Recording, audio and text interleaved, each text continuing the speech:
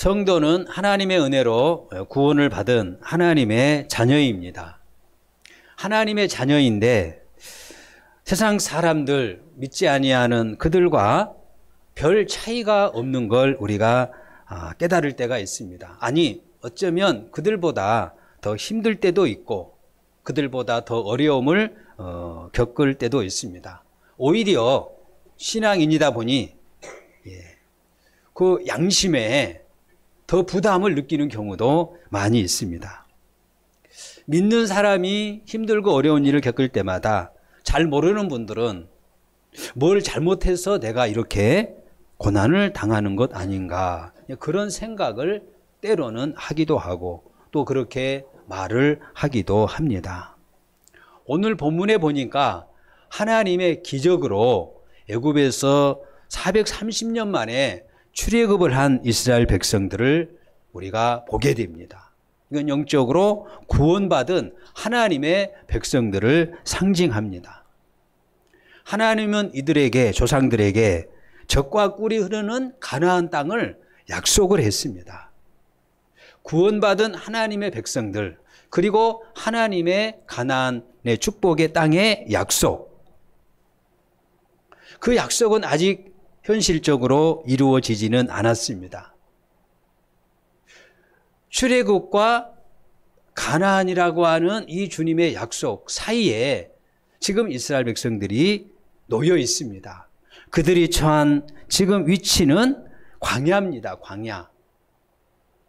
아니, 하나님께서 가나안이라고 하는 이 축복의 땅을 약속을 하셨는데, 그래서 하나님이 우리를 출애굽시켜 주셨는데, 그 약속을 따라서 이렇게 나와서 보니 현실은, 지금 상황은 너무나도 힘든 광야에 지금 처해 있는 것입니다. 특히 오늘 르비딤이라고 하는 광야에 지금 이들이 도착해서 보니까 정말 물이 없는, 물 부족이라는 생사가 달린 큰 어려움을 만났습니다. 그런데 이 광야까지, 물이 없는 이 르비딤 광야까지 이스라엘 백성들을 인도하고 이끄신 분은 하나님이셨습니다. 오늘 1절에 보니까 이스라엘 자손의 온 회중이 여호와의 명령대로 신광야에서 떠나서 그 노정대로 행하여 르비딤의 장막을 쳤으나 백성이 마실 물이 없는지라. 하나님의 명령대로 인도함을 받아서 르비딤 광야까지 왔는데 마실 물이 없는지라. 하나님의 은혜로 구원받은 하나님의 백성들이 하나님이 약속하신 저 영원한 하나님의 나라를 향하여 가는 노정 가운데에 믿음의 사람들이 하나님 말씀 붙잡고 그 말씀 끌어안고 그 말씀 의지하면서 고민하면서 한 걸음 한 걸음 나아가는데도 힘들고 기업이 어렵고 자녀에게 문제가 생기고 어떤 경우에는 내 몸의 건강에 치명적인 질병이 찾아오기도 하고 믿음으로 살아도 어려움이 닥치면 내 안에 있는 그 믿음마저도 때로는 흔들리기도 하고 하나님의 존재에 대한 의심도 생기고 더 심각한 상황이 오게 되면 하나님의 존재에 대하여 회의가 들기도 하고 신앙생활의 무력함에 빠지기도 합니다. 지금 구약의 이스라엘 백성들이 놓여있는 상황이 오늘 이 시대를 살아가고 있는 신약의 성도들의 상황과 별 차이가 없음을 보게 됩니다.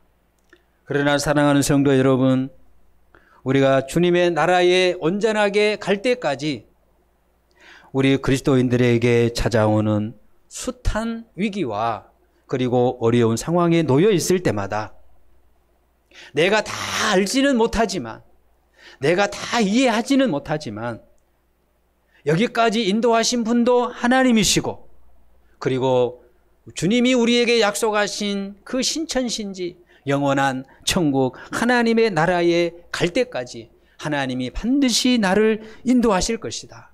그래서 약속하신 대로 나를 온전하게 구원하실 것이다. 라고 여러분 꼭 믿으시기를 바랍니다.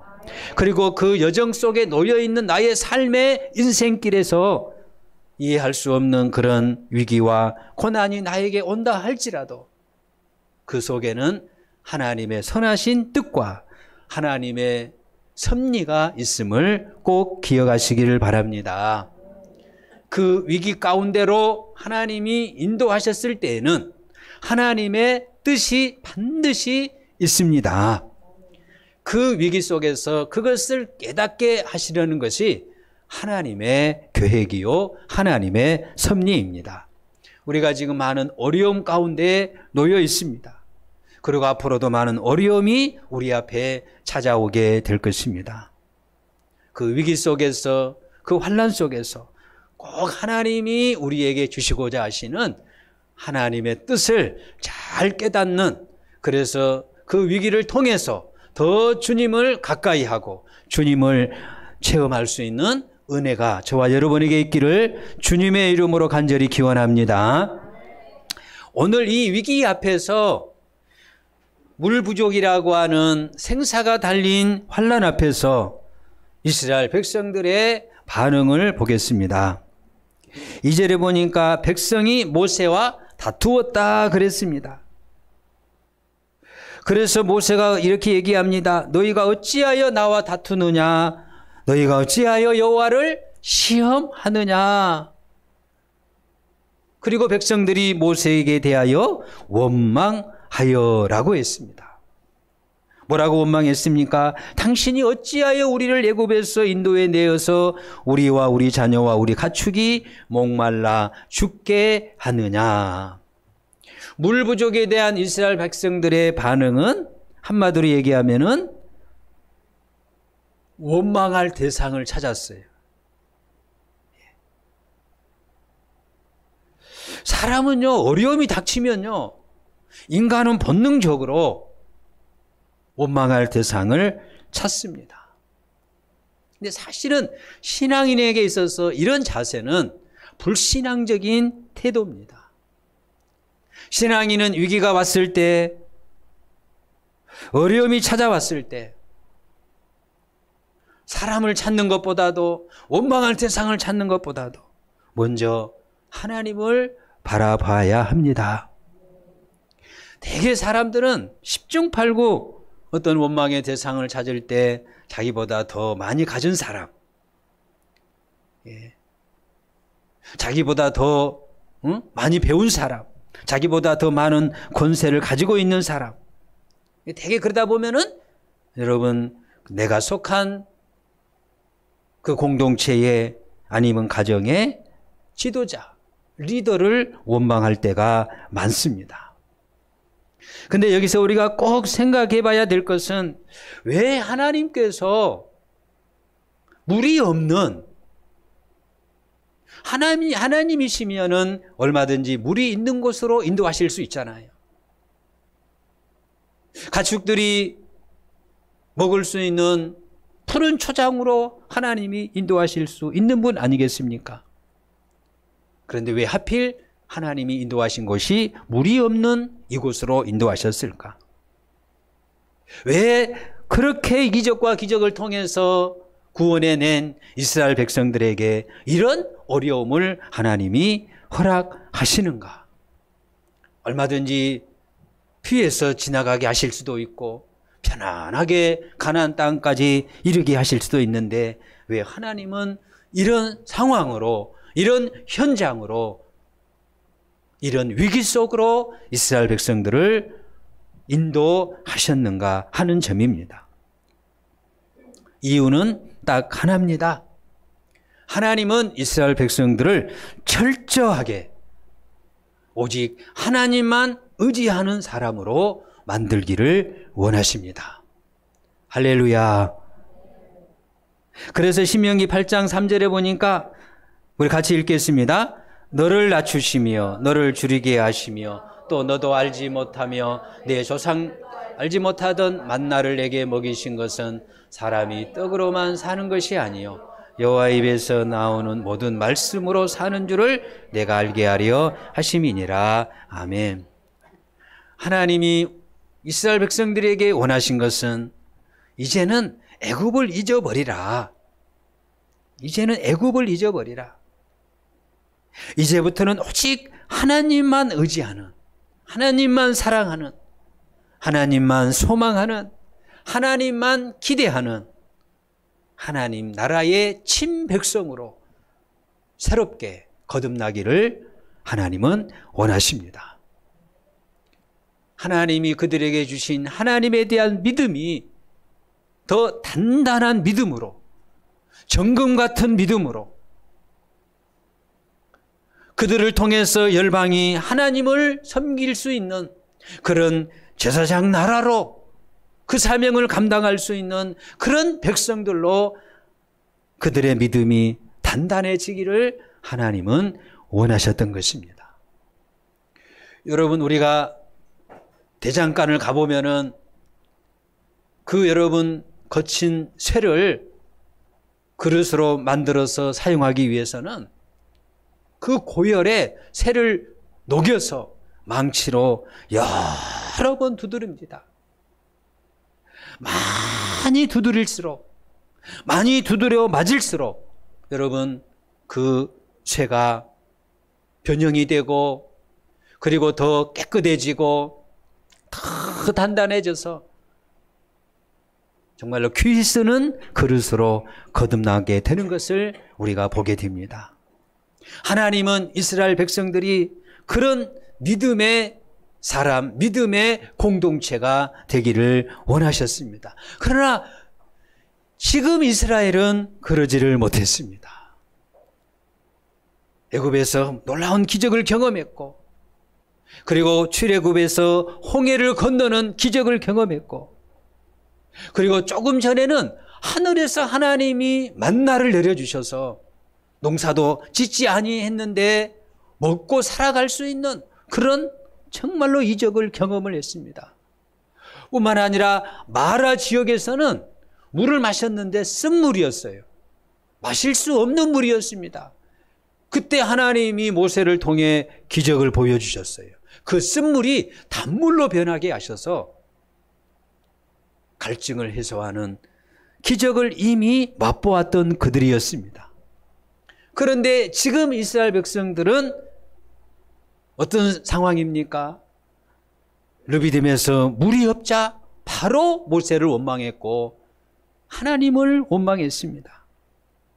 아직도 하나님을 전적으로 의지하는 법을 아직 배우지를 못한 것입니다. 그러다 보니 광야 생활은 계속 길어집니다. 이미 전에 물로써 하나님이 기적을 베풀어 주셨는데 똑같은 상황인데 지금 여전히 그 믿음이 변하지 아니하고 있습니다. 우리 학생들이 학교에서 공부를 할 때에 시험을 치릅니다. 시험을 쳤는데 오답이 나왔어요.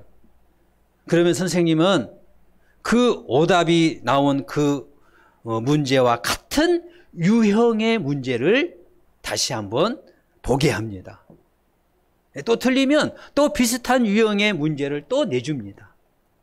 지금 이스라엘 백성들이 당한 상황이 그와 같은 거예요. 하나님이 깨달을 때까지 계속해서 비슷한 유형의 문제를, 시험거리를, 테스트를 하나님이 지금 허락하고 계시는 거예요. 사랑하는 성도 여러분, 오늘 이 르비딤 사건을 통해서 하나님이 그 광야에 있는 이스라엘 백성들에게, 그리고 오늘 이 시대를 살아가는 신약의 성도들에게 주시는 하나님의 은혜가 무엇입니까? 우리가 어떤 위기에 던져졌을 때, 내 힘으로 해결할 수 없는 고통스러운 상황에 던져졌을 때 반드시 그리스도인은, 성도는 믿음을 보여야 한다. 믿음으로 반응해야 한다. 하나님을 바라봐야 한다. 전폭적으로 하나님을 의지해야 한다라고 하는 사실을 우리에게 보여주고 있습니다. 그것 때문에 하나님이 우리를 흔드실 때가 있습니다. 직장을 흔들 때가 있습니다. 기업을 흔드실 때가 있습니다. 내 건강한 몸을 흔드실 때가 있습니다. 그래서 하나님은 우리를 더욱 하나님을 의지하는 사람, 어떤 위기 속에서도 사랑하는 성도 여러분, 주님을 의지하시기를 바랍니다. 그 다음에 여러분, 눈여겨봐야 할 오늘 본문의 내용 중에는 모세의 반응입니다. 자, 4절을 다 같이 읽어보겠습니다. 모세가 여호와께 부르짖어 이르되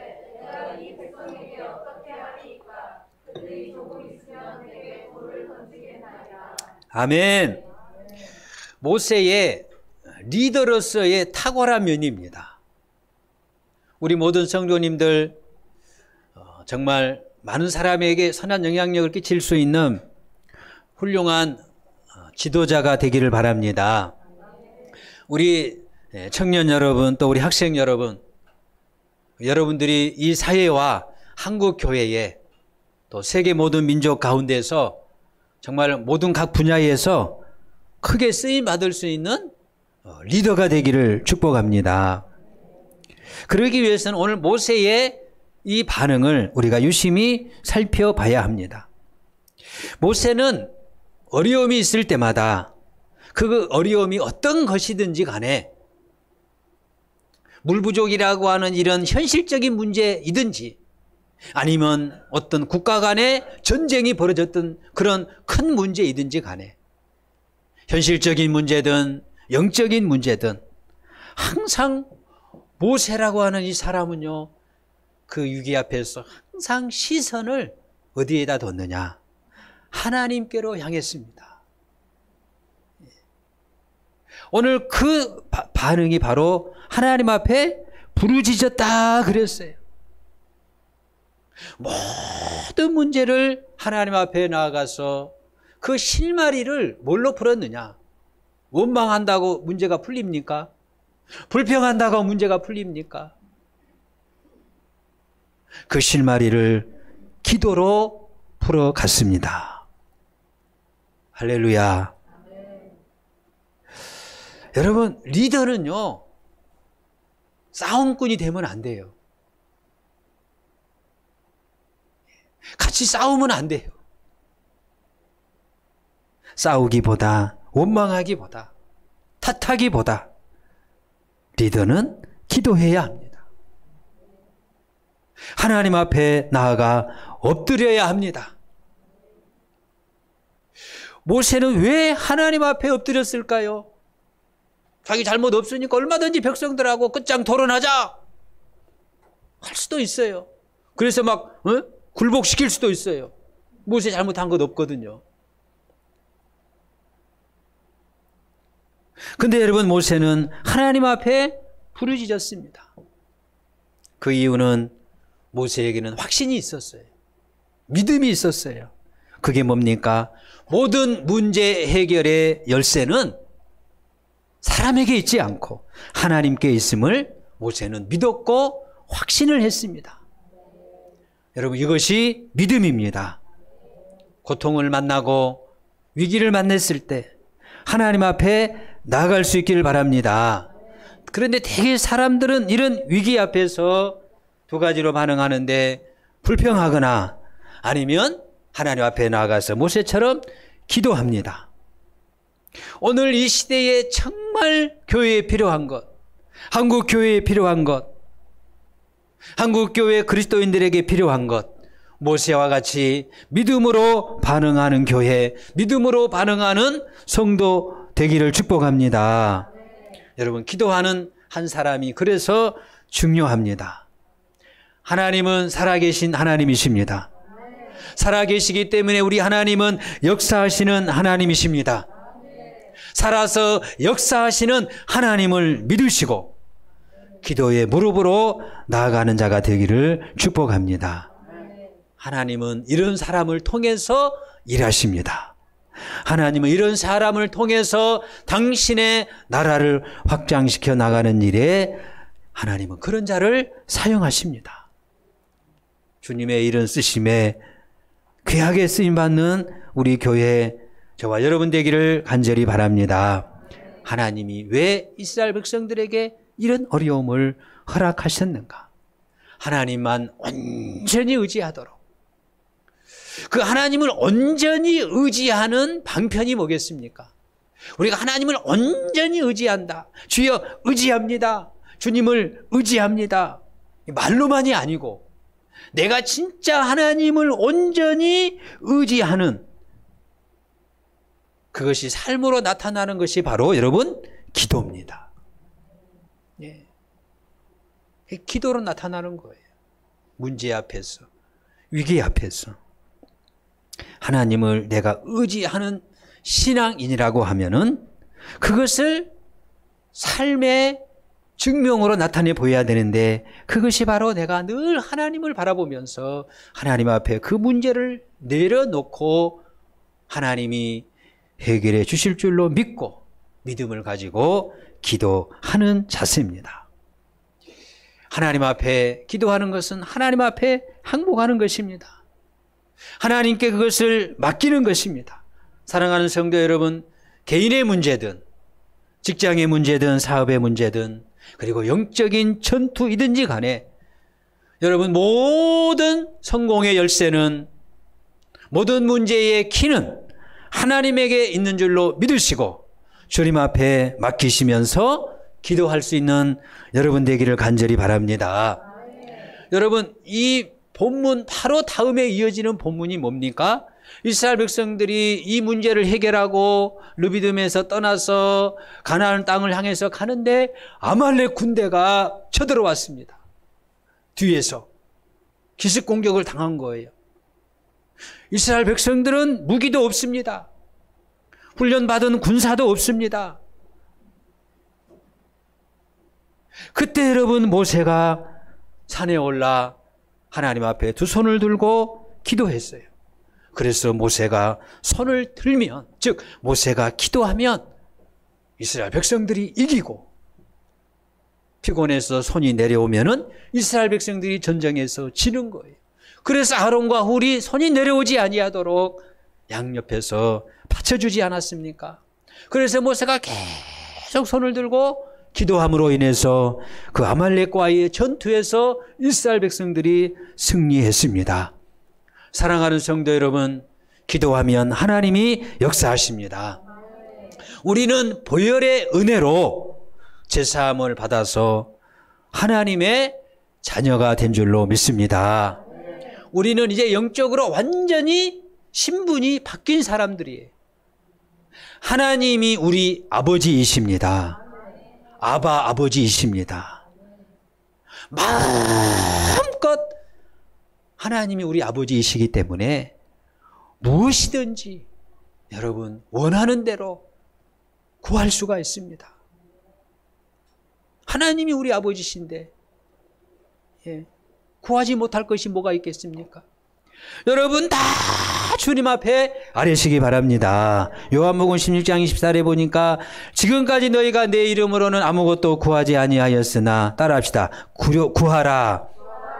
그리하면 받으리니 너희 기쁨이 충만하리라. 할렐루야. 자, 모세의 기도에 이제 하나님이 반응을 하십니다. 기도하면 반드시 하나님이 반응하십니다. 응답하십니다. 믿으시기 바랍니다. 기도하면 반드시 하나님이 응답하시는데 오늘 5절과 6절 하나님의 응답 같이 읽겠습니다. 여호와께서 모세에게 이르시되 백성 앞을 지나서 이스라엘 장로들을 데리고 내 지팡이를 손에 잡고 가라. 내가 호렙산에 있는 그 반석이 거기서 내 앞에 서르니 너는 그 반석을 치라. 그것에서 물이 나오리니 백성이 마시리라. 모세가 이스라엘 장로들의 목전에서 그대로 행하니라. 아멘. 하나님의 처방전이 무엇입니까? 모세로 하여금 지팡이, 네가 가지고 있는 지팡이를 잡고 반석을 치라 그랬어요. 반석을 치라. 여러분, 반석에서 물이 나올 수 있는 그런 상황이 아닙니다. 이건 불가능한 일입니다. 바위 속에 무슨 물이 있겠습니까? 근데 하나님은 그런 명령을 내리셨습니다. 상식적으로 안 되는 얘기입니다. 그러나 모세는 그 하나님의 명령 앞에 믿음으로 응답을 했습니다. 그리고 모세는 반석을 쳤습니다. 6절 하반절에 보니까 그대로 뭐하니라? 행하니라. 여러분, 절대 신앙입니다. 하나님의 말씀을 그대로 믿으시기 바랍니다. 하나님 말씀대로 됩니다. 그렇다고 하면은, 그 믿음이 있다라고 하면은 하나님 주시는 말씀 앞에 절대 순종하시기 바랍니다. 이 기적은 순종이 만든 기적입니다. 요한복음 2장에 보니까 가나 동네에 혼인잔치가 벌어졌습니다. 예수님이 그 잔치에 초대를 받아서 참석을 했습니다. 근데 한참 잔치가 진행되는 가운데에 그 잔치의 가장 중요한 중간에 포도주가 떨어지고 말았습니다. 난리가 났습니다. 잔치집에 이스라엘 나라에서 포도주가 떨어지는 것은 이건 엄청난 문제입니다. 그때 여러분, 예수님의 어머니 마리아가 거기에 계셨는데 하인들에게 예수님께서 무슨 말씀을 하시든지 그대로 순종하세요 라고 하인들에게 얘기를 했어요. 그때 예수님께서 하인들에게 저 항아리 6개에 물을 가득 채우라 그랬어요. 하인들이 채웠습니다. 이제 그 물을 떠서 갖다 손님들에게 내주어라 했습니다. 하인들이 그대로 여러분, 자기들이 방금 바깥에 나 우물에서 퍼다가 항아리에 담은 그 물을 떠서 갖다 주었더니 손님들이 그 떠다 준 물을 마시고는, 아니 이렇게 맛있는 포도주가 있었습니까?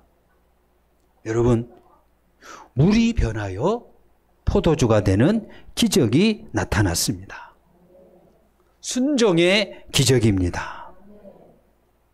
순종할 수 있기를 바랍니다. 오늘 반석에서 생수를 내신 기적의 하나님, 그 반석에서 나온 그 생수는, 이 물은 광야에 지친 이스라엘 백성들에게 여러분 생명을 주는 물이었습니다.